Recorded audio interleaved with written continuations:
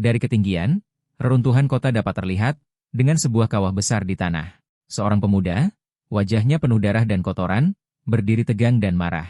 Dia memegang leher seorang anak laki-laki lain, siap untuk menyerang. Anak laki-laki berambut putih itu tertawa dan dengan tenang mengatakan bahwa dia tahu ini akan terjadi.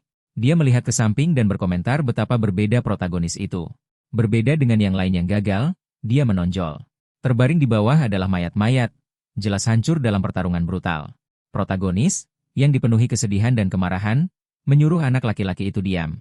Anak laki-laki berambut putih itu menyeringai dan mendesak protagonis untuk membunuhnya, menegaskan bahwa hanya dia yang bisa melakukannya. Tapi protagonis menolak. Dia memegang kerahnya. Menatap matanya, dia berkata bahwa dia membuat janji kepada timnya, bahwa anak laki-laki ini akan dipenjara agar keadilan dapat ditegakkan. Saat hujan turun deras, protagonis menyatakan bahwa anak laki-laki itu akan menghadapi hukum. Namun dalam pikirannya, dia mengakui masih menyesal tidak mengakhirinya saat punya kesempatan. Kemudian, di berita, muncul foto anak laki-laki berambut putih itu. Judulnya menyebutnya penjahat terburuk dalam sejarah dan mengonfirmasi penangkapannya. Pembawa berita menjelaskan bahwa meskipun penjahat itu tertangkap, pertempuran itu menelan banyak korban jiwa. Dia sekarang telah dijatuhi hukuman mati. Di dalam ruang sidang, penjaga bersenjata mengelilinginya. Dia mengenakan jaket pelurus dan alat penekan kekuatan aktif. Meski begitu, dia tersenyum seolah tidak ada yang penting. Dia akan ditahan jauh di bawah tanah di sublevel kelima dari penjara keamanan tinggi bernama Lucullus. Seorang pemuda menonton berita dengan diam saat pembawa berita menyebutkan pahlawan yang gugur, termasuk mereka yang bertarung bersama seseorang bernama Giu. Kamera menampilkan wajah mereka satu persatu. Protagonis tetap diam, wajahnya gelap oleh kesedihan. Sebelum lebih banyak yang dikatakan, seseorang mematikan TV. Protagonis, Kang Ho, berbalik. Dia melihat seorang pemuda berseragam tersenyum lembut. Dia mengatakan bahwa dia seharusnya beristirahat, bukan menonton TV. Dia masih dalam pemulihan. Pria ini adalah Kang Ho, saudara protagonis dan petugas penjara di Lucullus. Kang Ho mendengar namanya dan melihat tangannya, tenggelam dalam pikiran. Kemudian, dengan ekspresi penuh kegelisahan, dia mengakui seharusnya dia sendiri yang membunuh penjahat itu. Kang Ho mengingatkannya pada janji yang mereka buat. Sebuah ingatan muncul tentang pemimpin para pahlawan yang mengatakan misi mereka adalah menyelamatkan nyawa, bukan mengambilnya. Bahkan penjahat, katanya, harus diadili, karena mereka tetap manusia. Kang Ho pernah bertanya apa yang harus dilakukan jika pahlawan terbunuh. Pemimpin itu memintanya berjanji untuk tidak pernah membunuh, apapun yang terjadi. Dia tidak menjawab saat itu. Tapi sekarang, di rumah sakit, saudaranya setuju dengannya. Hanya hukum yang bisa mengadili, dan petugas seperti dia harus melaksanakan hukuman itu. Pemuda berseragam itu membagikan berita rahasia, penjahat dijadwalkan dieksekusi minggu depan, dan dia akan mengawasinya secara langsung. Dia meyakinkan Kang Ho bahwa dia telah menjalankan tugasnya sebagai pahlawan, sekarang giliran penjara.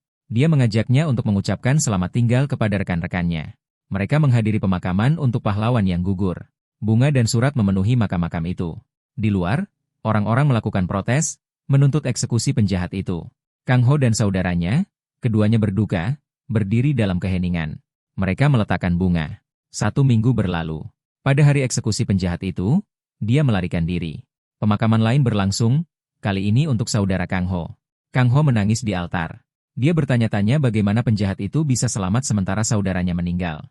Kang Ho duduk sendirian. Seorang wanita berseragam, diikuti oleh para penjaga, mendekatinya. Dia adalah direktur penjara dan ingin berbicara. Dia tetap diam.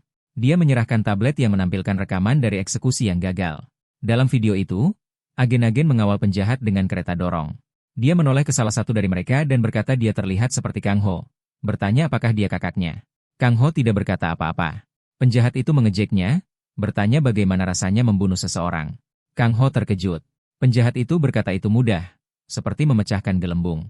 Kang Ho, terganggu, mengaku merasa sangat bersalah setelah setiap eksekusi. Dia mengalami mimpi buruk.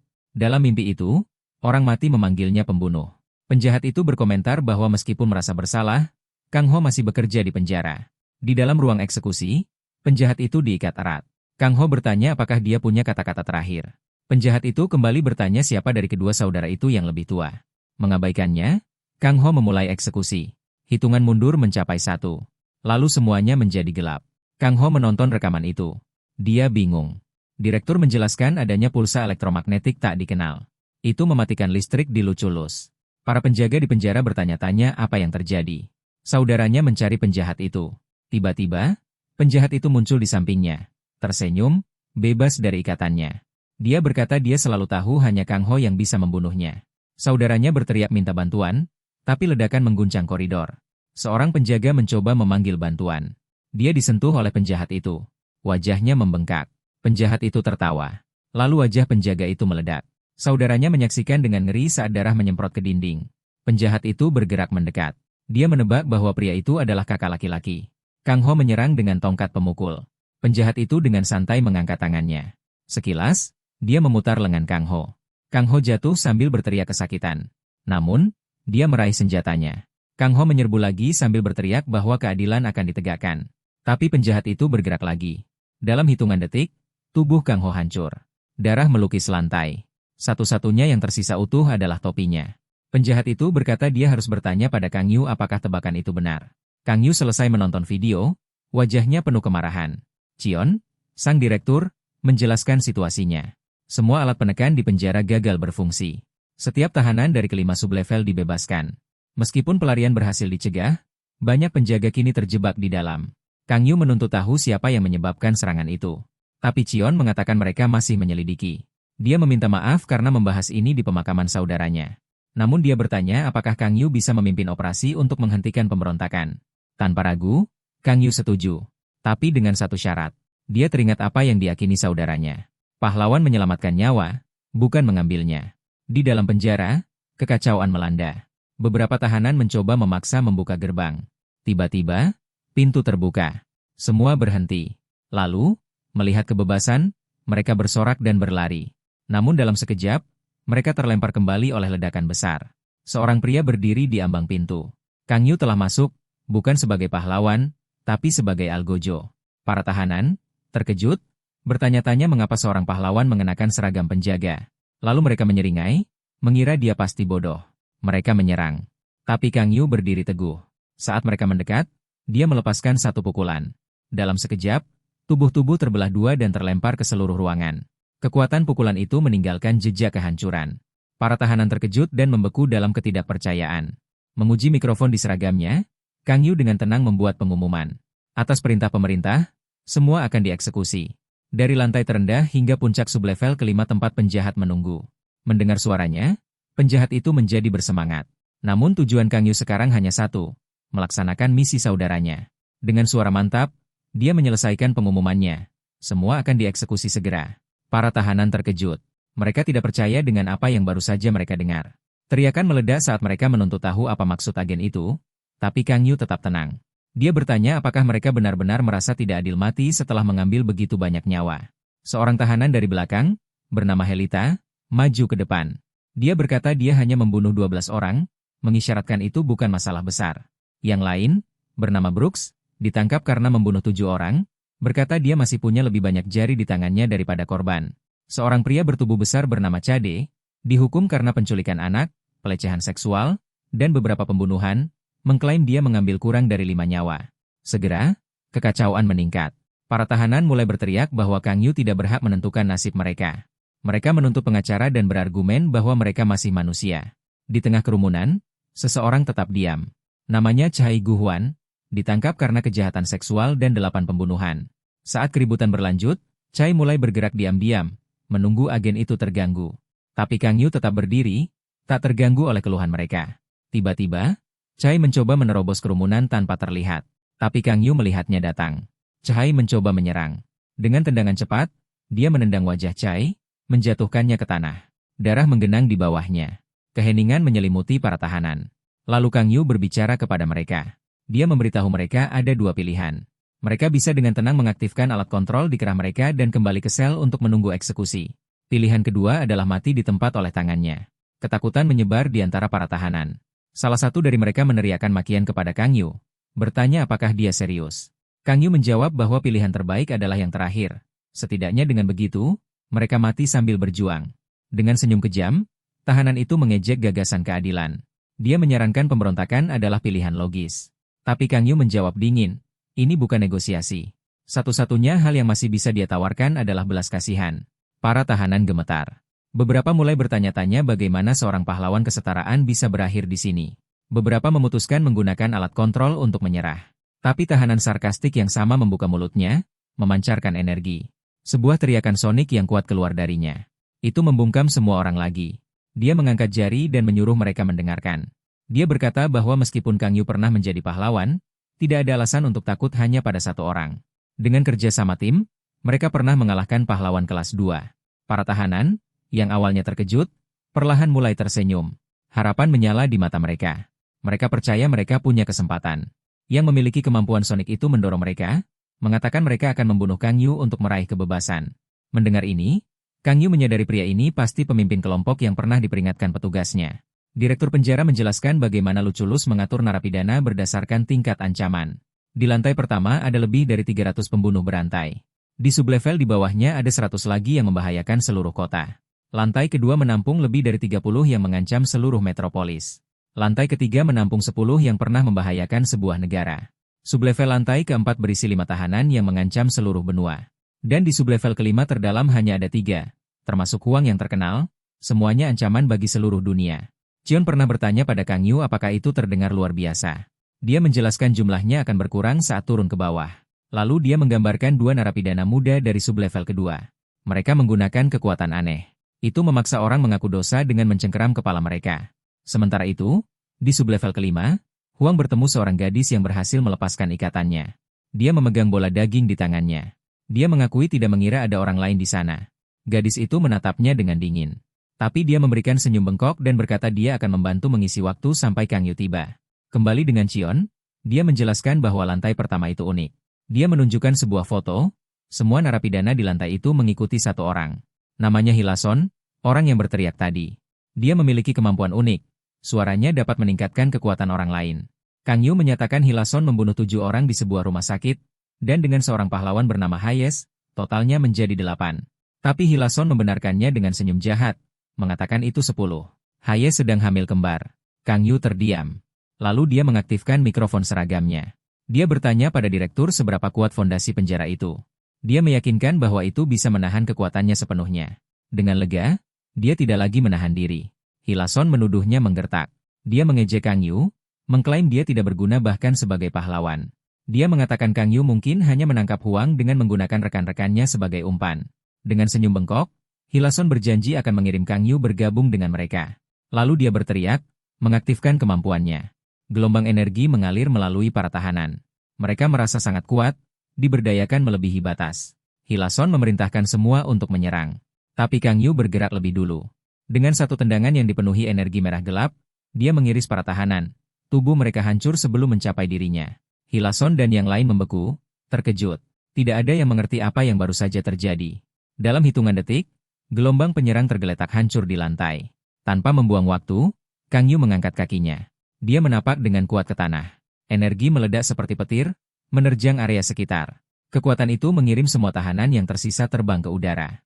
Dampaknya bergema di seluruh penjara. Di sebuah sel jauh, seorang tahanan bertopeng mendengar suara itu. Dia langsung tahu bahwa Kang Yu telah tiba. Saat para tahanan yang terbang berteriak, Kang Yu melompat. Dia naik di atas mereka. Energi berdenyut melalui tangannya, mengubahnya menjadi cakar. Dia mulai mengaktifkan mode pertama dari kemampuannya. Para tahanan mencoba melawan, tapi sudah terlambat. Ledakan energi keluar dari Kang Yu, membentuk jaring mematikan. Dalam sekejap, semua tahanan di dekatnya tertusuk dan terobek-robek. Hilson dan seluruh pasukannya dibantai habis. Dengan lantai yang dipenuhi sisa-sisa, Kang Yu dengan tenang berbicara ke mikrofon, melaporkan bahwa semua tahanan di lantai pertama telah dieksekusi. Sekarang, dia bersiap maju ke sel isolasi. Dan dia bertanya-tanya dalam hati, diam-diam, berapa banyak nyawa yang telah diambil secara total. Kang Yu tidak lagi tahu apakah jumlah tahanan yang telah dibunuhnya puluhan atau sudah ratusan. Saat berjalan menyusuri koridor lain, dia bertemu 2 narapidana lagi. Tanpa ragu, dia memberitahu mereka ada 2 pilihan, memakai alat penekan atau mati segera. Salah satu tahanan besar dan marah. Dia menolak dan menyerang Kang Yu. Tapi dengan satu tendangan saja, Kang Yu menghancurkan kepala pria itu, menghantamkan ke dinding. Tak terganggu, dia ingat bahwa Chion pernah mengatakan ada sekitar 300 narapidana hanya di lantai pertama. Tahanan lain menyaksikan dengan ngeri dan cepat setuju untuk patuh. Gemetar, dia meraih dan meminta alat itu. Tapi bukannya menyerah, pria itu tiba-tiba menyeringai. Sebuah bola energi ungu bercahaya terbentuk di tangannya. Dia meledakkannya ke arah Kang Yu. Dia mengejeknya karena mengira seseorang seperti dia akan patuh. Saat sinar energi memudar, Kang Yu berdiri tanpa cedera. Dia teringat percakapan salah satu sekutunya, Tome, dengan seorang penjahat yang tertangkap. Penjahat itu merasa kasihan pada mereka yang tidak memiliki kekuatan fisik. Dia berkata pada Tome, setelah terikat oleh rantai kemampuannya, bahwa orang seperti dia tidak akan pernah mengerti sensasi menghancurkan seseorang dengan tangan kosong. Saat Kang Yu memukul penyerang itu, dia merenungkannya. Dia bertanya-tanya apakah tindakan ini seharusnya membawa kepuasan. Tapi baginya, itu hanya terasa seperti memecahkan telur. Sampai di sel isolasi, Kang Yu memasukkan kode akses. Di dalam salah satu sel, seorang pria berdiri, penasaran dengan suara gaduh itu. Melihat Kang Yu, dia mengenalinya sebagai sumber kekacauan. Pria ini adalah Cheok Hildeo, dikurung karena kanibalisme dan penodaan mayat. Dia bangkit dan membuat komentar kasar tentang pekerjaan baru Kang Yu. Kang Yu memberinya pilihan yang sama, pakai alat itu atau mati. Cheok melepas topengnya dan berkata dia tidak menyangka akan bertemu Kang Yu seperti ini. Kang Yu teringat misi masa lalu. Cheok pernah ditangkap, diikat pada tiang batu, terikat oleh rantai Tome. Di dekatnya, Kang Yu melihat sebuah pot dengan darah menetes darinya. Di dalamnya ada tangan yang terputus. Cheok tersenyum jahat, bertanya apakah itu terlihat lezat. Dia menjelaskan bahwa korban-korbannya baru saja dimasak. Saat itulah Kang Yu menyadari dia tidak punya pilihan lain. Kekuatannya aktif secara otomatis. Rekan-rekannya tampak khawatir. Kapten, dengan hati berat, memohon agar dia berhenti. Dia menyadari betapa terganggunya Kang Yu ketika kelompok memilih menangkap daripada membunuh. Dia pergi dengan jelas terguncang. Sekarang, berdiri di depan Cheok, Kang Yu sudah mengaktifkan kemampuannya. Dia memberitahu Cheok bahwa dengan menolak memilih alat itu, dia telah memilih kematian. Cheok bertanya apakah Kang Yu tahu mengapa dia membunuh begitu banyak orang. Tapi Kang Yu tidak membiarkannya selesai berbicara. Dalam satu gerakan cepat, dia memenggal tahanan itu. Namun kepala Cheok masih terus berbicara. Dia berkata dia membunuh agar orang tidak pernah melupakannya. Dia menjelaskan bahwa dengan kekuatannya, dia bisa mencetak gambarnya ke dalam ingatan korban yang ketakutan. Ini memaksa mereka untuk mengingatnya bahkan dalam kematian. Sebagai bukti, dia mengklaim mengingat setiap orang yang telah dibunuhnya. Cheok kemudian menawarkan untuk menunjukkan kepada Kang Yu masing-masing. Sebuah halusinasi dimulai. Seorang gadis muncul di hadapan mereka. Tapi sebelum gambarnya terbentuk sepenuhnya, Kang Yu memotong lengan Cheok dengan serangan cepat. Saat darah mengalir dari tunggul itu, Kang Yu bertanya-tanya apakah ini alasan Cheok dikurung di sel isolasi. Dia membentuk pedang bercahaya dari energinya dan berkata dia lelah dengan suara Cheok. Cheok mengakui kekuatannya tidak cukup cepat untuk melarikan diri. Saat menghadapi kematian, dia bertanya pada Kang Yu berapa banyak orang yang telah dibunuhnya. Kang Yu menjawab bahwa dia tidak ingat. Orang seperti Cheok adalah sampah, tidak layak diingat. Tiba-tiba, penglihatan muncul. Halusinasi itu menghadirkan rekan-rekannya yang gugur. Kapten menatap Kang Yu dengan sedih dan memintanya berhenti. Dia mendengar rekan-rekannya memanggil namanya. Tapi dia tidak ragu. Dengan satu tebasan, dia menghancurkan semua ilusi itu. Dengan tatapan tajam, Kang Yu menuntut tahu apakah trik itu sudah selesai. Cheok, terkejut, tidak percaya dengan apa yang baru saja dilihatnya. Dia berkata Kang Yu memotong gambar teman-temannya tanpa berpikir dua kali. Saat Kang Yu mendekat, dia menjelaskan bahwa orang-orang itu sudah mati. Mereka hanyalah ilusi semata. Cheok, dengan mata terbelalak dan ketakutan, terbelah dua oleh satu pukulan. Kang Yu menyatakan bahwa dia bukan lagi pahlawan. Sekarang dia adalah petugas penjara. Dalam nafas terakhirnya, Cheok berkata Kang Yu bukan sekadar penjaga. Dia menyebutnya monster. Monster yang tidak jauh berbeda dari Huang. Tuduhan ini membuat Kang Yu terkejut. Sementara itu, di sublevel kelima, Huang masih memegang massa berdarah itu di tangannya. Dia mencatat bahwa tidak ada satupun perlawanan yang terjadi. Dia tidak berkata apa-apa. Huang bertanya-tanya kapan Kang Yu akan sampai padanya. Di luar, malam telah tiba. Di puncak gunung yang jauh, 3 orang mengawasi penjara. Seorang pria berbalik kepada seorang wanita bernama Sinkanim dan bertanya kapan dia ingin campur tangan. Dia sibuk menonton siaran keamanan penjara di tablet. Ketika Kang Yu muncul di layar, ekspresinya berubah. Dia tersenyum puas dan dengan tenang berkata bahwa dia akan menjadi suaminya. Pria yang berdiri di samping pos pengamatan gunung itu tidak percaya dengan apa yang baru saja didengarnya. Sinka mengulangi ucapannya dengan tenang, mengatakan bahwa Kang Yu akan menjadi suaminya. Pria itu, bernama Kanis, mengingatkannya bahwa Sinkanim sudah memilih Huang dan bahkan memanggilnya suami. Wanita di sisi lain, bernama Kato, setuju dengan Kanis. Dia mengatakan itulah sebabnya mereka melancarkan serangan untuk mendukung Huang. Kanis mengklaim bahwa Kang Yu masih seorang pahlawan dan menghalangi evolusi manusia. Tapi Sinkanim membenarkannya. Dia mengatakan Kang Yu dulu pahlawan tapi sekarang tidak lagi bertindak seperti satu. Kanis dan Kate kemudian mendesaknya untuk memilih salah satu saja, karena poligami ilegal. Sinka tampak bingung. Dia tidak bisa memutuskan antara mereka. Tapi dengan ekspresi bersemangat, Akhirnya dia berkata akan memilih yang bertahan hidup. Tersenyum, dia bertanya-tanya siapa yang akan itu. Kembali di penjara, direktur muncul di layar dan memberi selamat kepada Kang Yu atas kerjanya. Dikelilingi oleh tahanan yang gugur, dia mencatat bahwa dia tidak membuang waktu. Dia membersihkan lantai pertama dengan cepat. Dia menyarankan agar Kang Yu beristirahat, memperingatkan bahwa tahanan berikutnya akan jauh lebih kuat. Tapi Kang Yu menolak. Dia bersikeras melanjutkan segera dan meminta agar pintu berikutnya dibuka. Dia setuju tapi memiliki satu permintaan. Chion memberitahunya bahwa mereka masih menerima sinyal samar dari lantai bawah. Beberapa penjaga masih hidup dan mencoba menghubungi. Dia memintanya menyelamatkan mereka agar bisa kembali ke keluarga mereka. Kang Yu bertanya apakah dia tahu berapa banyak yang masih hidup di setiap lantai. Dia mengaku tidak tahu. Sebagian besar sistem komunikasi di bawah lantai pertama telah hancur, kecuali satu. Di lantai bawah, seorang agen terluka merangkak melintasi lantai, mencoba melarikan diri. Sistem keamanan di sublevel kelima masih berfungsi. Agen itu berteriak minta tolong. Tapi di belakangnya, Huang muncul, ditemani oleh seorang wanita terbang. Huang mengangkat tangan. Penjaga mulai membengkak. 1 detik kemudian, pria itu meledak, menyemprotkan darah ke dinding. Chion memberitahu Kang Yu bahwa seseorang jelas ingin mereka melihat apa yang terjadi di sana. Dia mengangguk dan bersiap maju. Agen-agen di dekatnya mengonfirmasi bahwa gerbang ke sublevel pertama sudah siap. Direktur memberi izin dan mengingatkannya sekali lagi. Perbedaan kekuatan antara tahanan lantai pertama dan kedua sangat besar. Seperti perbedaan antara langit dan bumi. Tapi sebelum pintu benar-benar terbuka, 2 tahanan muncul. Mereka langsung menyerang Kang Yu. Salah satu mengejeknya, memanggilnya bodoh. Sementara yang lain bertanya apakah yang tercepat akan dinyatakan pemenang. Tiba-tiba, sekelompok tahanan menyerang Kang Yu secara tiba-tiba. Mereka sudah menunggu, siap sepenuhnya untuk kedatangannya. Melihat serangan mendadak itu, direktur menjadi khawatir. Tapi sebelum dia bisa bereaksi, seorang tahanan muncul tepat di depannya. Dia tersenyum dan berkata seharusnya dia khawatir tentang dirinya sendiri saja. Saat dia mendekat, dia mengenali siapa dia, kepala para penjaga. Dia menangkap lehernya dan menyebutnya kesempatan langka.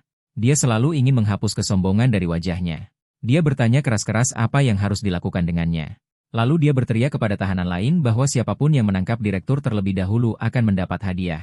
Lalu dia berbalik dan terdiam. Semua tahanan lain tergeletak mati di lantai. Dia menatap dengan tidak percaya.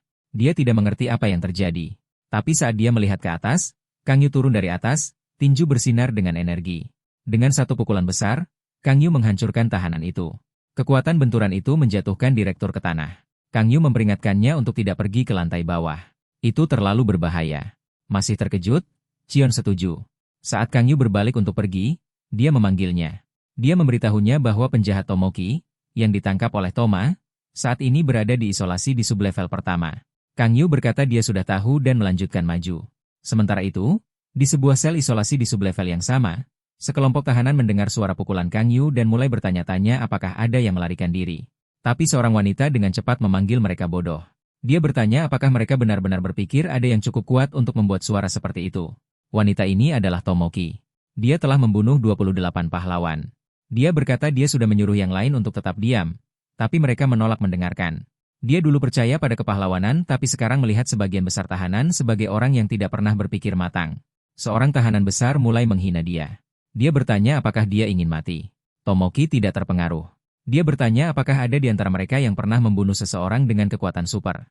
Lalu dia menantang mereka, bertanya apakah mereka pernah bertarung dengan seseorang yang memiliki kekuatan. Jawabannya jelas, jika mereka pernah, mereka tidak akan berada di sana. Pria besar itu mengaktifkan kemampuannya dan menyerangnya. Tapi dengan satu serangan, Tomoki membelahnya menjadi 2. Dia bertanya kepada yang lain siapa yang ingin mati berikutnya. Dia mengatakan bahwa dia sudah menangkap banyak penjahat saat masih menjadi pahlawan. Dari pengalaman itu, dia belajar bagaimana melawan musuh berkekuatan super. Dengan pengetahuan itu, dia juga membunuh banyak pahlawan. Sekarang, dia menawarkan untuk mengajari mereka. Jika mereka bergabung dengannya, dia akan menunjukkan cara berburu dan membunuh seseorang dengan kemampuan khusus. Yang paling penting, dia mengatakan dia tahu segalanya tentang kekuatan Kang Yu. Para tahanan terkejut mendengar bahwa Tomoki tahu tentang kemampuan Kang Yu. Mereka bertanya bagaimana dia bisa tahu hal itu. Dia menjelaskan bahwa dia memiliki karir panjang sebagai pahlawan wanita, jadi dia mengenal kemampuan dan catatan sebagian besar pahlawan. Seorang tahanan mempertanyakan relevansi itu. Dia menunjukkan bahwa Kang Yu adalah bagian dari grup kesetaraan, yang hanya mencakup pahlawan kelas 1.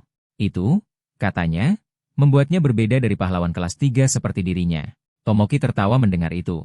Dia menjelaskan bahwa setelah Laosa menjadi pemimpin kesetaraan, seluruh industri pahlawan berubah. Laosa mendefinisikan ulang arti menjadi pahlawan dan melarang pembunuhan penjahat. Dia juga membentuk tim terstruktur untuk berlatih bersama. Yang paling penting, dia menghapus sistem peringkat. Tomoki mengatakan bahwa Kang Yu bergabung dengan kesetaraan setelah reformasi ini, saat sistem kelas sudah hilang. Banyak orang tidak mengira dia akan bergabung, karena tidak memiliki prestasi luar biasa. Bahkan ada rumor bahwa dia memiliki koneksi kuat. Seorang tahanan mengakui dia belum pernah melihat Kang Yu bertarung. Tapi melihat seberapa cepat dia membersihkan lantai pertama, dia pasti setidaknya sekuat pahlawan kelas 2, jika tidak lebih. Tomoki mengejek perbandingan itu. Dia mengatakan lantai pertama dipenuhi penjahat tingkat bawah. Bahkan para tahanan yang mendengarkannya sekarang bisa menghabisi para narapidana itu. Setiap tahanan di lantai itu telah membunuh lebih dari 1.000 orang. Orang yang berbicara padanya sekarang adalah yang memiliki jumlah pembunuhan tertinggi. Dia menjelaskan bahwa dia tidak mengatakan Kang Yu lemah. Sebaliknya, dia tahu Kang Yu kuat. Tapi dia juga tahu kelemahannya. Karena itu, dia yakin mereka bisa mengalahkannya. Speech, salah satu tahanan, bertanya apakah dia yakin tentang kelemahan itu. Tomoki membalikan pertanyaan, dia bertanya pilihan lain apa yang mereka miliki. Lalu dia bertanya apa langkah selanjutnya, karena musuh sudah mendekat. Para tahanan, yang menghadapi sedikit pilihan, setuju mengikuti rencananya. Bahkan Speech akhirnya bergabung dan bertanya apa strateginya. Berabad-abad lalu, ketika kekuatan super mulai muncul, para peneliti membaginya menjadi 3 kategori. Tipe fisik mencakup kekuatan yang meningkatkan tubuh atau memungkinkan transformasi. Tipe penciptaan melibatkan kemampuan membuat sesuatu dari ketiadaan. Dan tipe khusus mencakup kekuatan yang tidak masuk dalam 2 kategori pertama. Kembali di penjara, para narapidana menatap lorong. Kang Yu berjalan dengan tenang menuju mereka. Sebuah benang energi biru menghubungkan semua mata mereka. Kemampuan Tomoki memungkinkan mereka berkomunikasi melalui gelombang otak dan berbagi penglihatan. Ini juga memungkinkan dia mengamati apa yang dilihat setiap tahanan. Dia tahu bahwa kekuatan Kang Yu adalah tipe fisik, sama seperti dirinya. Dia ingat saat dia menemukan kelemahan Kang Yu. Saat masih menjadi pahlawan wanita, dia melihatnya berlatih dengan robot tempur. Saat itu mengungkapkan sesuatu padanya. Sekarang di penjara, Kang Yu sekali lagi memberi peringatan, pakai alat penekan atau mati. Tiba-tiba, sinar ungu menyinari dari sebuah sel. Sebuah proyektil mengenai dirinya. Seperti saat dia berlatih dengan robot itu. Tomoki telah menyuruh yang lain menggunakan pintu sel sebagai perlindungan. Mereka yang memiliki kemampuan jarak jauh melancarkan serangan mereka. Serangan bertubi-tubi dimulai. Bola api dan tembakan energi datang dari kejauhan. Speech mengamati dan memastikan bahwa Kang Yu hanya berdiri di sana, menerima serangan. Seperti yang diharapkan Tomoki, dia tidak repot-repot menghindar. Dia tahu pasti ada alasan untuk itu. Dia hanya tidak menganggapnya layak untuk dihindari. Untuk memanfaatkan ini, Tomoki menambahkan 1 lapisan lagi pada rencana tersebut.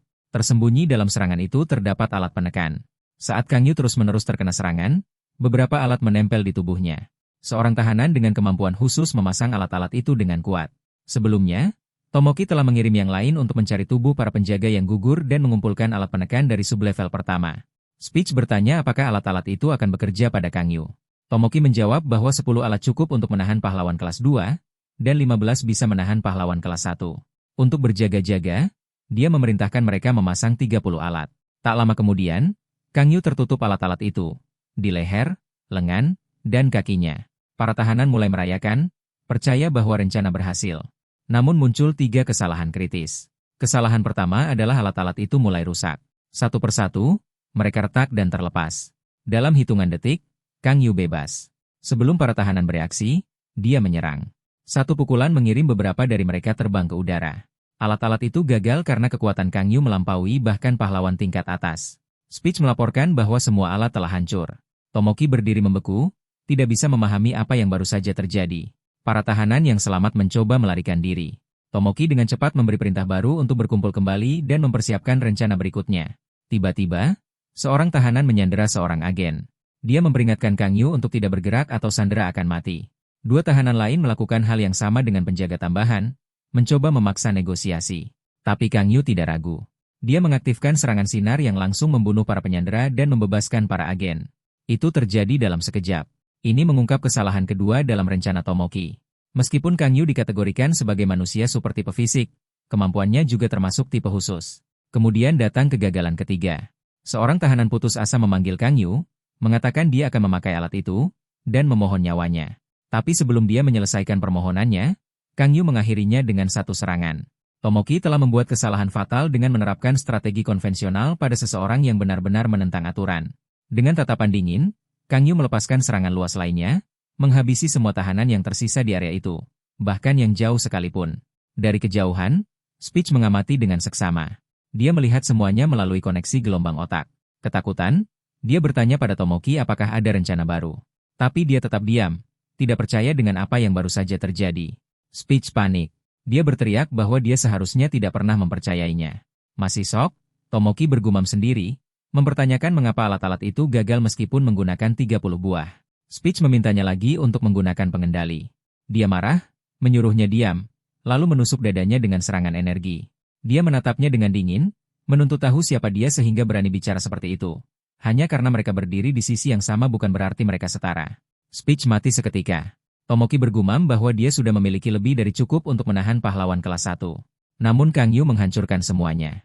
Dia mulai bertanya-tanya mengapa seseorang dengan kekuatan seperti itu tidak pernah bertarung di garis depan. Semuanya tidak masuk akal. Lalu dia mendengar suara di belakangnya. Seorang penjaga penjara merangkak di lantai, menangis dan memohon pertolongan. Dia mengangkat tangan dengan panik, hendak membela diri. Tapi sebelum bisa bertindak, tangannya terpotong. Tomoki berbalik perlahan, bingung. Di belakangnya berdiri Kang Yu. Dia menatapnya.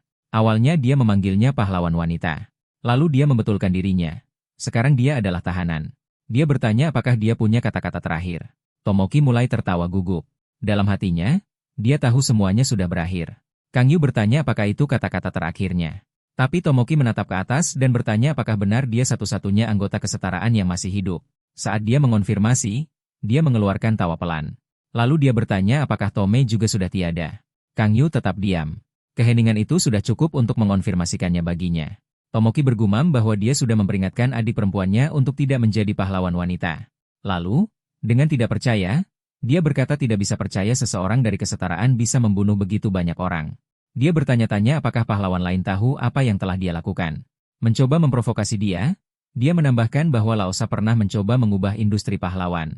Dia menyarankan Laosa akan kecewa melihat bagaimana Kang Yu menghapus semua kemajuannya. Kang Yu menatapnya sebentar, lalu berkata kata-kata terakhirnya terlalu lama berlarut-larut. Bertahun-tahun lalu, Tomoki pertama kali menjadi pahlawan wanita. Bahkan saat itu, dia sudah merasakan ada yang salah dalam sistem pahlawan. Penjahat diburu, tapi bahkan ketika warga sipil meninggal selama misi, pahlawan terlindungi dari hukuman. Mereka berdiri di atas hukum. Dia pernah melihatnya sendiri. Di sebuah gang gelap, seorang preman menyandera seorang gadis. Dia mengancamnya dengan pisau. Seorang pahlawan muncul dan tanpa ragu membelah preman itu menjadi dua. Tapi serangan itu juga membunuh gadis itu. Pahlawan itu tersenyum sombong dan menyatakan misi selesai. Tomoki, yang saat itu dikenal dengan nama Bliss, selalu bersama adik perempuannya Tome. Tome sangat mengaguminya, memanggilnya luar biasa. Tome tidak memiliki kekuatan dan sangat bergantung pada kakaknya. Tapi dalam pikiran Tomoki, ada sesuatu yang bengkok. Dia setuju dengan Tome. Dia memang luar biasa, dan dia suka bagaimana itu membuatnya merasa superior. Pekerjaannya sebagai pahlawan wanita seharusnya tentang menyelamatkan nyawa. Tapi alih-alih bangga, dia merasakan kekuasaan. Perasaan superioritas itu menjadi candu. Semuanya berubah ketika dia membunuh penjahat pertamanya. Pada saat itu, dia merasakan gelombang luar biasa, jenis kekuatan yang belum pernah dia rasakan sebelumnya. Setelah itu, dia tidak lagi peduli siapa yang dia bunuh. Penjahat, warga sipil, bahkan sesama pahlawan. Dia membunuh siapa saja tanpa ragu. Tapi target favoritnya adalah rekan tim yang lebih lemah. Dia menjadi kecanduan melihat pengkhianatan dan permohonan belas kasihan. Kejutan di wajah mereka membuatnya bergairah. Itu memberinya kesenangan paling besar. Akhirnya, kejahatannya terungkap. Tome menjadi curiga ketika saudara perempuannya terus pulang larut malam, berbau darah. Suatu malam, Tome mengikutinya. Secara kebetulan, dia menyaksikan sebuah pembunuhan di sebuah gang. Ketakutan, Tommy membeku. Tomoki memberitahunya bahwa dia seharusnya tidak keluar larut malam. Lalu, dengan senyum sadis, dia bertanya apakah Tome ingin bergabung dengannya. Tome menolak mempercayai apa yang didengarnya. Tomoki mengangkat bahu dan berkata dia akan melanjutkan sendiri. Saat dia bersiap menyerang, sesuatu yang tak terduga terjadi. Sebuah percikan kekuatan muncul dari Tommy, kemampuannya sendiri terbangun saat itu juga. Dia menghentikan tangan Tomoki dengan kekuatan misterius. Itu adalah langkah pertamanya menuju menjadi pahlawan wanita. Sejak saat itu, Tome mendedikasikan hidupnya untuk mengejar saudara perempuannya, yang telah sepenuhnya menjadi penjahat. Akhirnya, dia menangkapnya. Ketika Tomoki akhirnya tertangkap, Dia menyadari Tome tidak lagi memanggilnya saudara perempuan. Itu lebih menyakitkan daripada apapun. Dia menyebut bagaimana kekuatan Tome semakin kuat tapi juga menganggapnya menyedihkan karena tidak memiliki kemampuan tipe fisik.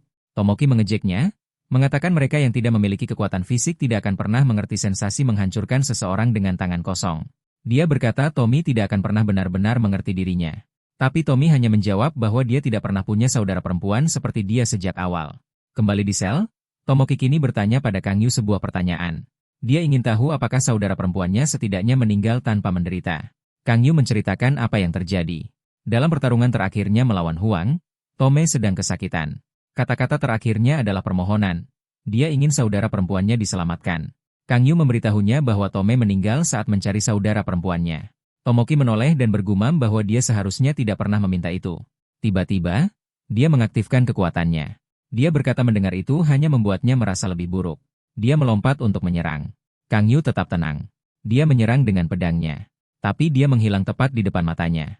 Dalam sekejap, dia muncul kembali di belakangnya. Dia mencoba melawan. Tapi dia mendaratkan tendangan kuat. Itu membuatnya menabrak dinding. Debu memenuhi udara dari benturan itu. Saat debu mereda, Tomoki muncul dan menyerang lagi. Tapi Kang Yu menghadangnya dengan pukulan ke perut. Darah memancar dari mulutnya. Dia jatuh berlutut. Kekuatannya memudar. Kang Yu menatapnya dan berkata meskipun dia sekarang adalah narapidana hukuman mati, dia merasa sedih. Dia sakit hati membunuh seseorang dari keluarga rekannya. Mendengar itu, mata Tomoki menyala dengan harapan. Dia menundukkan kepala dan memohon agar diselamatkan, menegaskan bahwa dia adalah pahlawan. Tapi Kang Yu berkata dia bukan lagi pahlawan. Namun, dia terus memohon, meraih kakinya dan berkata dia tidak ingin mati. Kang Yu dengan tenang bertanya apakah situasi ini terlihat familiar baginya. Dia bertanya apa yang dia lakukan pada orang-orang yang dulu memohon padanya dengan cara yang sama. Tomoki mulai menangis dan tertawa gugup serta patah hati. Dia menyadari tidak ada jalan keluar. Kang Yu memberikan serangan terakhir. Suara pertarungan mengguncang seluruh penjara. Bahkan di luar, Kanis dan Kate mendengar gema itu. Suara itu menimbulkan reaksi berbeda-beda. Itu menimbulkan ketakutan pada beberapa orang. Itu menimbulkan kegembiraan pada yang lain. Dan bagi beberapa orang, itu membangkitkan sesuatu yang lebih dalam. Di dalam penjara, di lantai terakhir, Huang merasakan gelombang kejut itu. Dia tertawa dan berkata dia tidak sabar lagi. Dia memutuskan akan naik ke atas. Tapi saat dia bergerak, dia terkena pukulan berat yang membuatnya terbang. Kekuatan itu sangat kuat, sampai-sampai topi yang diambil dari saudara Kang Yu terjatuh. Huang terkejut oleh benturan itu. Seseorang maju ke depan. Seorang pria tua menyapanya dengan nada ceria, bertanya apakah dia bosan. Namanya Kingston. Huang tersenyum dan memanggilnya kakek menakutkan. Kingston tertawa. Dia berkata dia hanya kakek manis dan lembut yang suka bermain dengan anak-anak. Di ruang kontrol, dua agen memanggil direktur. Mereka menyuruhnya memeriksa siaran kamera dari sublevel kelima. Monitor menunjukkan Kingston dan Huang saling berhadapan. Para agen tegang, sadar betapa berbahayanya pertemuan itu. Tapi direktur mengatakan ini kabar baik, artinya salah satu dari mereka akan mati. Dia mengakui berharap Kingston menang, karena dia kurang berbahaya dibanding Huang. Lalu, sesuatu yang aneh menarik perhatiannya. Dia melihat Huang memegang seorang wanita yang tergantung di udara dan bertanya-tanya mengapa. Di bawah, anak psikopat itu bertanya pada pria tua apakah dia ingin bermain. Kingston menjawab akan bermain. Tapi Huang tiba-tiba berubah pikiran, mengatakan itu tidak menyenangkan. Kingston tersenyum dan bersikeras bahwa anak itu akan menikmati bermain dengannya. Kingston adalah orang pertama yang pernah dipenjara di Lucullus. Berbeda dengan mayoritas narapidana di tingkat 4 dan 5, yang membunuh jutaan orang. Dia hanya membunuh 3 orang. Tapi ketiga korban itu bukan korban biasa. Yang pertama adalah Caracas, penjahat paling kuat pada masanya. Kemudian dia membunuh Clark dan Hilo, pahlawan terkuat pada era itu. Mereka dianggap yang terkuat di dunia. Namun Kingston muncul entah dari mana dan menghabisi mereka tanpa perlawanan. Setelah itu, dia hanya bertanya-tanya apakah itu berarti dia sekarang yang terkuat. Dia merasa kecewa, lalu dengan tenang menyerahkan diri kepada pihak berwenang. Karena ketegangan antara pemerintah dan asosiasi pahlawan saat itu, eksekusinya ditunda selama 30 tahun. Kembali ke masa sekarang, Huang mulai menggunakan kemampuannya. Beberapa mayat melayang di sekitarnya, ditarik oleh kekuatannya. Dia memampatkan mereka menjadi bola daging dan melemparkannya ke Kingston. Namun pria tua itu tetap diam. Dengan gerakan lembut, dia menangkap satu bola daging dan melemparkannya pergi. Lalu dia menangkap satu lagi, lalu satu lagi. Dia mengulangi gerakan itu dengan kecepatan luar biasa. Dalam hitungan detik, semua bola daging ada di belakangnya, tak tersentuh. Seolah-olah mereka menembus tubuhnya begitu saja. Huang tampak tak terpengaruh. Kingston tersenyum kecil. Dia mengamati bahwa anak itu tidak menggunakan telekinesis. Tekniknya berbeda. Lalu Kingston bertanya apakah anak itu punya trik lain. Huang mengangkat bahu dan berkata dia sudah kehilangan minat. Dia bilang membunuh seseorang yang akan mati karena usia tua tidaklah menarik. Kingston menyebutnya sombong. Dia berkata dia sudah sering melihat orang seperti dia. Orang yang mengira dirinya ikan terbesar di kolam. Pria tua itu lalu menghentakkan kakinya ke tanah. Lantai retak di bawahnya dan pecah menjadi kepingan-kepingan. Dia berkata beginilah cara orang kehilangan diri karena ego. Di ruang kontrol, seorang agen yang terlalu dramatis panik. Dia merasakan getaran dan berteriak bahwa seluruh penjara akan runtuh. Direktur menegurnya. Dia mengingatkan bahwa bahkan pahlawan kelas 1 pun tidak bisa menghancurkan bangunan itu. Strukturnya diperkuat dengan 20 lapis dinding khusus. Kembali di sublevel, Kingston dengan tenang berkata dia akan mengajari anak itu sopan santun. Lalu dia menghilang dari pandangan dengan lompatan kuat. Huang melihat sekeliling dan tiba-tiba menyadari apa yang sedang terjadi. Kingston muncul di udara dan menendang wajahnya dengan tendangan terbang. Benturan itu bergema di seluruh penjara. Debu berjatuhan dari langit-langit, dan direktur menghela napas melihat tingkah agen itu. Cheung bertanya siapa yang menang dalam pertarungan itu, tapi agen itu berkata itu bukan masalahnya. Dia melaporkan bahwa Kingston telah menghancurkan semua dinding di antara mereka. Direktur menjadi pucat dan bergumam bahwa mereka sudah tamat. Huang, yang baru pulih dari serangan itu, membandingkan Kingston dengan bor hidup. Dia bertanya-tanya berapa banyak dinding yang berhasil ditembus pria tua itu. Dia sempat berpikir untuk mengejarnya, tapi seseorang di belakangnya berbicara. Seorang wanita tersenyum dan menyuruhnya tidak usah repot-repot. Dia berkata akan lebih menyenangkan jika tetap tinggal dan mengobrol. Wanita itu adalah orang yang sama yang sebelumnya mengawasi penjara dari luar. Sekarang dia muncul di sublevel kelima. Direktur menatap layar dengan tidak percaya. Dia tidak bisa memahami bagaimana wanita itu bisa masuk. Huang bertanya pada wanita itu siapa dirinya. Wanita itu, Sinka, berkata dia akan tahu lebih banyak jika mereka melanjutkan percakapan.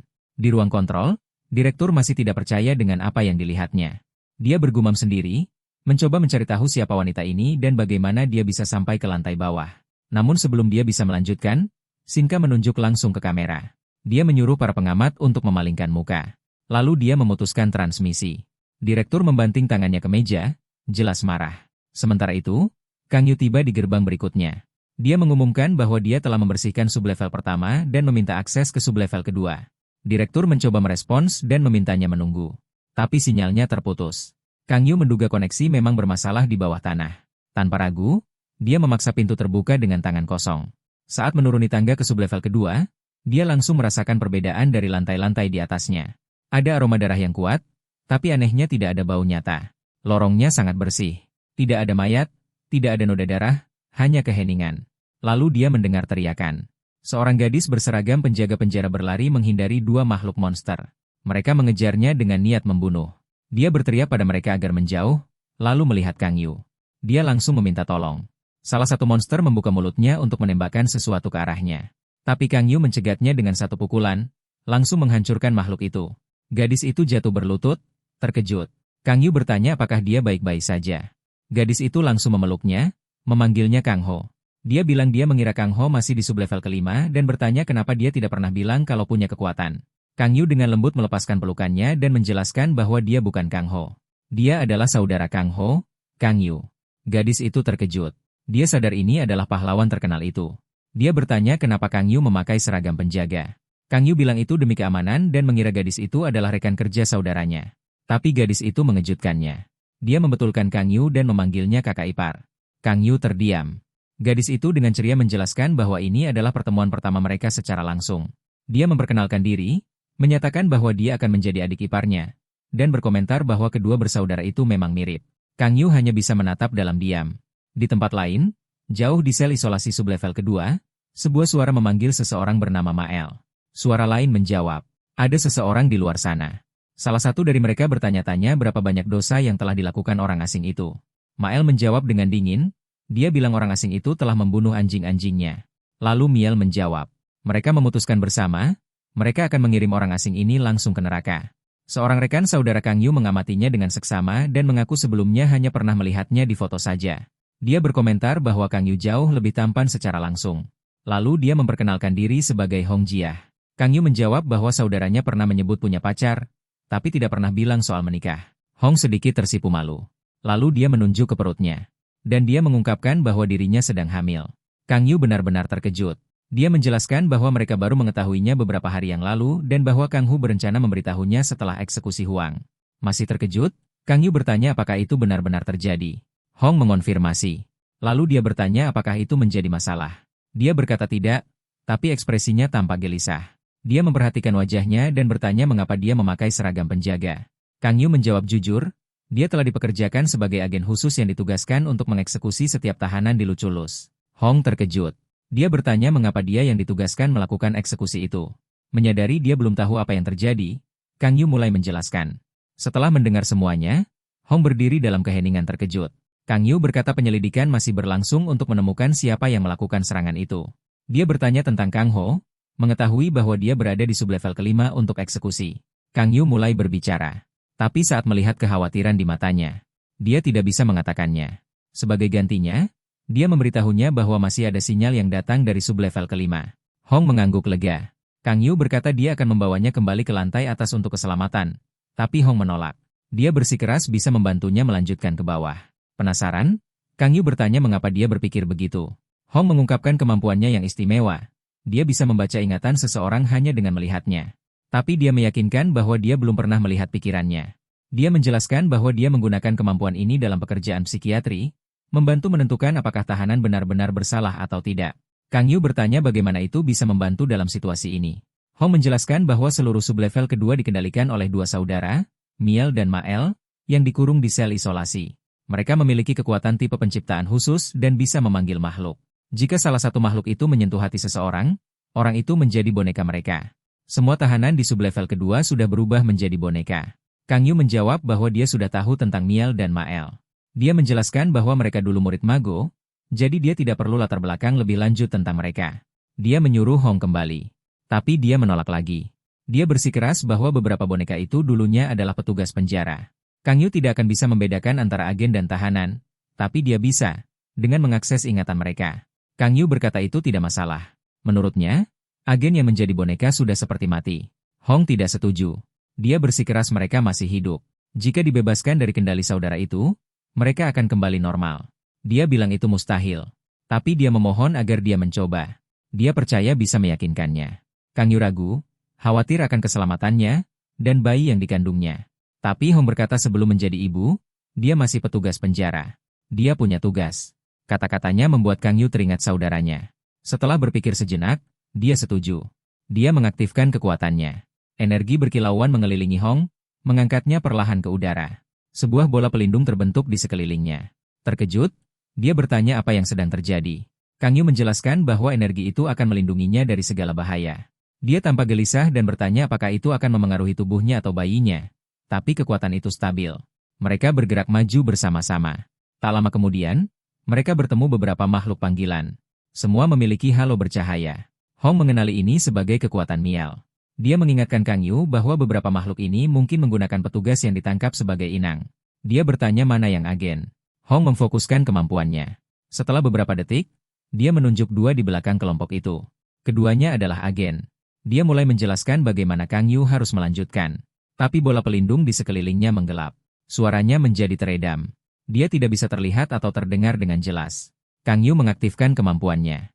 Dia menyatakan bahwa para petugas akan diselamatkan. Energi memancar keluar, menahan dua agen yang menjadi boneka itu. Beberapa saat kemudian, salah satu makhluk panggilan menyerangnya. Dengan satu pukulan, Kang Yu menghancurkannya. Dia berkata semua tahanan yang tersisa akan dieliminasi. Itu satu-satunya cara memisahkan agen dari musuh. Makhluk-makhluk itu menyerang bersama-sama dalam kelompok. Kang Yu tidak bergerak sampai mereka dekat. Lalu, dengan satu pukulan dahsyat dan tendangan lanjutan, dia menyerang. Dia menusuk setiap makhluk sekaligus menggunakan kemampuannya. Dari kejauhan, dua sosok mengamati melalui bola kristal. Mereka adalah Miel dan Mael, dua saudara itu. Mel memeluk saudaranya dan bertanya apa pendapatnya. Dia bertanya-tanya apakah Kang Yu lebih kuat dari guru mereka. Dia juga bertanya apakah dia lebih kuat dari pemimpin kesetaraan. Miel tetap diam. Mael memeluknya lebih erat karena takut. Tapi saudaranya berkata jangan khawatir. Dia meyakinkan bahwa mengalahkannya tidak akan mudah. Dari dalam bola pelindung, Hong tiba-tiba berteriak. Dia bertanya mengapa Kang Yu mengurungnya seperti itu. Dia meminta maaf karena tidak memperingatkannya sebelumnya. Ketika dia bertanya apa yang terjadi saat dia di dalam, Kang Yu memberitahunya bahwa para penjaga penjara dibawa ke karantina dan semua tahanan dieksekusi. Hong bingung. Dia mengingatkan bahwa alat eksekusi ada di sublevel kelima. Tapi Kang Yu dengan tenang menjawab bahwa dia sendiri yang melakukan eksekusi itu. Dia menatapnya, bertanya apakah dia serius. Dia mengonfirmasi dan bertanya apakah ada masalah dengan apa yang dilakukannya. Dia lalu bertanya ide siapa itu. Dia menjawab itu adalah ide pribadinya sendiri. Dia bertanya apakah direktur menyetujuinya. Dia bilang iya. Hong terdiam. Matanya dipenuhi kesedihan. Dia mencoba bicara, tapi tidak keluar suara apapun. Kang Yu juga tidak berkata apa-apa. Lalu dia bertanya apakah dia baik-baik saja. Dia menjawab bahwa dia hanya menjalankan tugasnya sebagai penjaga penjara, dan bertanya apakah ada yang salah dengan itu. Hong berkata tentu saja ada. Dia bersikeras bahwa tanggung jawab seorang penjaga bukan membunuh tahanan, melainkan merehabilitasi mereka. Tapi sebelum dia bisa berkata lebih banyak, Kang Yu memotongnya. Dia berkata dia lelah mendengar pidato idealis. Orang-orang seperti Laosa atau saudaranya selalu percaya pada idealisme itu. Tapi dia sudah melihat hasil dari pemikiran itu. Dia berkata para tahanan telah mengambil terlalu banyak nyawa orang tak bersalah. Pada titik ini, tidak lagi penting apakah dia penjaga atau pahlawan. Dia sekarang percaya seharusnya dia sudah membunuh mereka yang memilih meninggalkan kemanusiaannya jauh lebih awal. Hong terguncang oleh apa yang didengarnya. Dia mencoba berargumen bahwa orang-orang itu masih manusia. Tapi Kang Yu tidak percaya dengan apa yang didengarnya. Dia bertanya apakah dia benar-benar mengatakan bahwa orang-orang di sublevel kedua itu manusia. Semua dari mereka adalah pembunuh yang mengambil ratusan bahkan ribuan nyawa. Dia berkata mereka pantas mati. Dia merenungkan sejarah perdebatan seputar hukuman mati, bagaimana banyak yang takut mengeksekusi orang yang salah. Tapi dia berkata Hong memiliki kemampuan psikis, dia pasti merasakan seperti apa sebenarnya mereka. Hong dengan tenang berkata setiap orang memiliki cerita mereka sendiri, terutama saudara Mael dan Miel. Tapi Kang Yu memotongnya. Dia berkata korban juga punya cerita. Semua orang di dunia punya cerita. Dan pada akhirnya, dia bertanya padanya, apakah benar-benar penting apakah mereka dibunuh oleh tangannya atau oleh hukuman mati yang sah? Hong mencoba lagi menjelaskan bahwa hukuman mati ditujukan untuk individu, bukan dilakukan secara sembarangan. Tapi Kang Yu sudah cukup. Dia menyuruhnya berhenti. Jika dia berkata lebih banyak, dia akan mengirimnya kembali dan menangani sisanya sendiri. Setelah momen tegang ini, mereka melanjutkan perjalanan. Tak lama kemudian mereka bertemu kelompok lain dari penjaga yang telah berubah. Kang Yu meminta Hong mengidentifikasi siapa di antara mereka yang masih penjaga. Dia memfokuskan kemampuannya dan memberitahunya. Sebelum dia bergerak, dia menatapnya dengan kesedihan di matanya. Dia dengan tenang berkata bahwa Kang Ho akan sangat sedih melihat apa yang telah menjadi saudaranya. Kata-kata itu menyentuh hati. Makhluk-makhluk itu melancarkan serangan. Kang Yu tidak bergerak. Salah satu dari mereka mendaratkan pukulan langsung ke lehernya. Tapi pedangnya patah seketika, tanpa meninggalkan bekas. Kata-kata Hong bergema di pikirannya. Dia mengingat apa yang dipercayai Laosa. Dia mengingat apa yang biasa dikatakan Kang Ho. Amarah dan frustrasi membangun di dalam dirinya.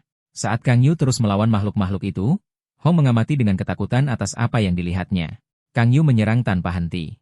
Semua makhluk menyerang sekaligus.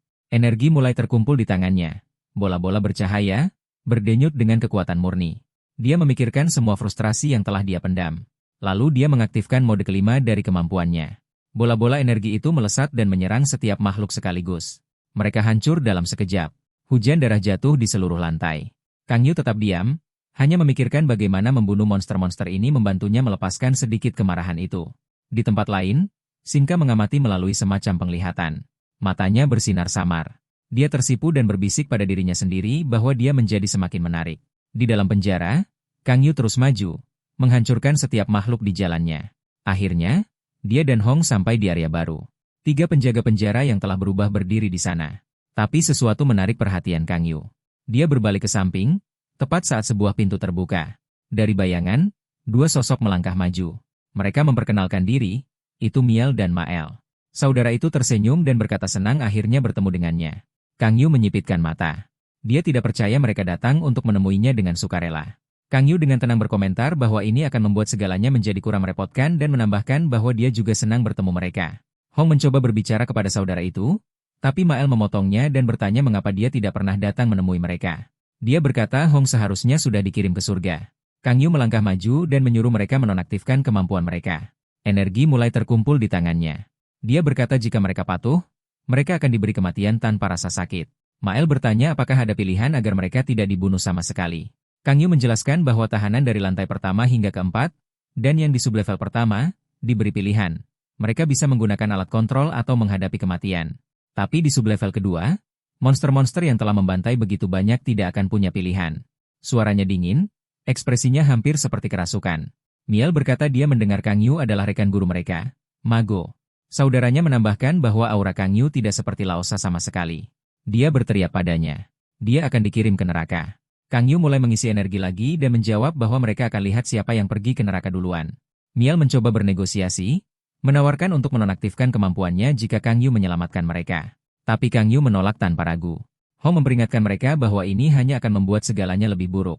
Miel mengenali Hong dan mencoba memohon padanya. Dia mengklaim mereka tidak melakukan kejahatan berat dan meminta Hong memahami situasi mereka.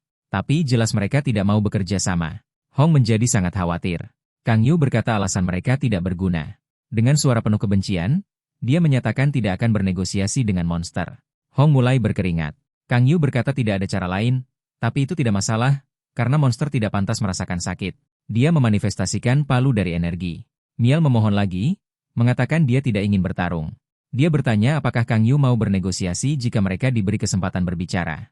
Kang Yu langsung menolak. Hong sekali lagi meminta dia berbicara dengan damai kepada mereka. Tapi Kang Yu menutupinya lagi di dalam bola energi. Dengan ekspresi kesal, dia menyuruhnya diam. Dia menghentakkan kaki ke tanah, melepaskan kekuatan pengikat yang mengenai saudara itu. Mereka menjerit kesakitan. Kang Yu berkomentar tentang pengetahuannya mengenai metode penyiksaan. Dia berkata tidak pernah menyangka akan menemukan kegunaan metode itu seperti ini, tapi sekarang sangat berguna.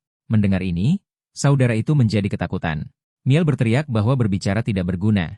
Kang Yu bahkan bukan manusia. Saudarinya berteriak bahwa mereka bukan monster. Kalimat terakhir itu membuat Kang Yu terkejut. Dua saudara yang dia tangkap sebenarnya adalah tahanan yang telah berubah. Tapi suara mereka terus terdengar di latar belakang, mengulangi bahwa mereka manusia. Manusia dengan kekuatan khusus. Kang Yu tidak ragu. Dia langsung membunuh dua boneka itu. Saudara asli terus berbicara melalui kemampuan mereka, bertanya mengapa orang memperlakukan mereka berbeda. Mereka bertanya apa yang memisahkan mereka dari yang lain. Tiba-tiba, lebih banyak makhluk muncul, tapi Kang Yu bergerak seketika. Dalam sekejap, dia memenggal semua kepala mereka, mengakhiri pertarungan sebelum dimulai. Di tempat lain, Mael mengamati pertarungan melalui bola kristalnya. Dia sangat khawatir. Saudarinya menggunakan makhluk panggilan untuk mencoba menghancurkan dinding. Dia bertanya apakah dia harus membantu Kang Yu. Tapi dia menyuruhnya tidak, pertahanan Kang Yu terlalu kuat. Dia menggambar lingkaran sihir dan menyalurkan kekuatan ke bola kristal. Sebuah lingkaran pemanggilan besar muncul di depan Kang Yu. Binatang panggilan raksasa mulai muncul. Ini adalah kekuatan seorang pemanggil sejati. Tapi Kang Yu bereaksi segera. Dia memukul panggilan pertama dengan kekuatan penuh, menyatakan bahwa ini tidak ada apa-apanya dibandingkan melawan manusia nyata. Dia melompat ke udara dan menghantam dengan tendangan. Makhluk itu hancur ke tanah, mengirimkan gelombang kejut ke seluruh ruangan. Lebih banyak panggilan mengelilinginya. Dia mengaktifkan energinya. Gelombang merah memancar dari tubuhnya, dan dengan satu gerakan sapuan, dia mengiris semua makhluk di sekelilingnya. Tanpa satu goresan pun di tubuhnya. Mel mengamati dengan panik. Dia bertanya berapa lama lagi mereka butuh waktu. Mi menjawab, sekitar 10 menit lagi. Tapi Mel menggelengkan kepala. Itu tidak akan cukup. Dia menggores jarinya untuk mengeluarkan darah dan memulai ritual pemanggilan lain. Tapi saat dia hendak mengaktifkan mantra, ledakan keras bergema di ruang itu. Langit-langit di atas mereka meledak. Debu dan reruntuhan jatuh saat lubang besar terbuka. Mil mulai menangis saat menyadari apa yang baru saja terjadi. Melalui asap dan reruntuhan, Kang Yu berdiri tegak. Dia telah menembus langit-langit untuk mencapai mereka. Dia dengan dingin menyatakan bahwa jika dia menangkap saudara itu satu persatu, itu akan menjadi akhir bagi mereka. Dia menyuruh mereka menonaktifkan kekuatan mereka sekarang, agar kematian mereka cepat dan tanpa rasa sakit. Kang Yu menatap saudara itu dengan tatapan penuh kebencian. Mereka menatap lubang besar yang dibuatnya di langit-langit, terkejut oleh kekuatannya, dan bertanya berapa banyak kemampuan berbeda yang dia miliki. Tanpa menunggu, Kang Yu melangkah lebih dekat. Dia menuntut lagi agar mereka menonaktifkan kekuatan mereka. Ketakutan, saudara itu ragu-ragu. Tapi Mi menolak mendengarkan. Dengan tepukan tangan, dia mengaktifkan beberapa lingkaran pemanggilan di atas kepala Kang Yu. Dari sana muncul 4 makhluk malaikat raksasa. Michael, Gabriel, Raphael, Uriel. Tapi pada saat yang sama, Kang Yu mengaktifkan kemampuannya sendiri. Dengan satu tendangan, dia merobek keempat makhluk panggilan itu menjadi berkeping-keping. Saudara itu terdiam tak berkutik. Miel masih syok. Dia memanggil lagi. Kali ini, penjaga penjara muncul, dikendalikan dan digunakan sebagai sandera. Dia berteriak agar Kang Yu menjauh dari mereka. Miel mencoba menggunakan para penjaga untuk bernegosiasi. Tapi Kang Yu memotongnya dan menuntut agar para penjaga dibebaskan. Lalu sebuah suara memotong. Mael, saudarinya, berteriak. Dia sudah terperangkap oleh kekuatan Kang Yu. Kang Yu berbalik ke Miel dan berkata jika dia tidak melepaskan para penjaga, kematian saudarinya akan lama dan menyakitkan. Saat dia berbicara, Mael mulai berteriak. Dia meringkuk kesakitan di bawah tekanan kekuatan Kang Yu. Tangisan untuk saudarinya semakin keras dan putus asa. Melihat penderitaannya, Miel menyerah. Dia setuju melepaskan para penjaga tapi meminta berbicara dengan Hong sebagai gantinya. Tapi Kang Yu mengulangi perintah, nonaktifkan kekuatan sekarang juga. Mael terus berteriak. Dia berkata akan berhenti hanya jika Miel mematikan kemampuannya. Tanpa pilihan lain, Mi menonaktifkan kekuatannya. Para penjaga penjara dan bahkan beberapa tahanan yang menjadi boneka kembali mengendalikan diri, bingung dengan apa yang terjadi. Di saat berikutnya, Kang Yu menyerang. Tanpa peringatan, dia membunuh semua tahanan di ruangan itu. Saudara itu sangat ketakutan. Para penjaga terkejut. Ketika mereka bertanya apa yang terjadi, Kang Yu hanya menyuruh mereka kembali ke atas. Mereka patuh dalam diam, masih syok. Miel berkata sekarang, setelah mengikuti perintah dan menonaktifkan kekuatannya, Kang Yu harus menepati janjinya. Dia bertanya apakah mereka bisa berbicara dengan Hong. Kang Yu setuju. Tapi dia berkata mereka tidak boleh tinggal di sini. Ini bukan tempat yang seharusnya dilihat oleh wanita hamil. Kembali ke area tempat Hong ditinggalkan, dia bertanya apa yang terjadi. Kang Yu memberitahunya bahwa tugas sudah selesai. Setelah mendengar bahwa semua penjaga telah dibebaskan, dia bertanya tentang saudara itu. Kang Yu menjawab bahwa mereka hanya meminta berbicara dengannya sebelum meninggal. Hong mulai protes, mengatakan mereka masih bisa menggunakan alat kontrol. Tapi Kang Yu menyuruhnya agar tidak membuatnya mengulang perkataannya. Dia berkata bahwa monster di sublevel kedua, yang telah mengambil banyak nyawa, akan dibunuh dengan tangannya sendiri. Hong kembali terkejut betapa mudahnya dia mengatakannya. Miel kemudian memohon. Dia bertanya apakah mereka benar-benar melakukan sesuatu yang pantas dieksekusi. Dia mengklaim mereka tidak melakukan kejahatan yang tak termaafkan dan memohon Hong untuk mengatakan sesuatu. Apapun, untuk membela mereka. Kang Yu memintanya untuk memberikan jawaban. Hong menyebut nama mereka. Lalu dia berkata mereka harus dibunuh. Saudara itu perlahan saling berpelukan, patah hati. Mereka menyadari tidak ada lagi harapan. Hong mencoba berbicara lagi, tapi kata-kata itu tidak pernah keluar. Dia tetap diam. Kang Yu bertanya apakah saudara itu punya kata-kata terakhir. Tapi mereka tidak berkata apa-apa. Jadi dia berkata dia akan menepati janjinya. Sudah waktunya memulai eksekusi. Mael panik. Dia mulai berteriak dan memohon agar nyawa mereka diselamatkan. Dia memeluk saudarinya erat-erat, gemetar.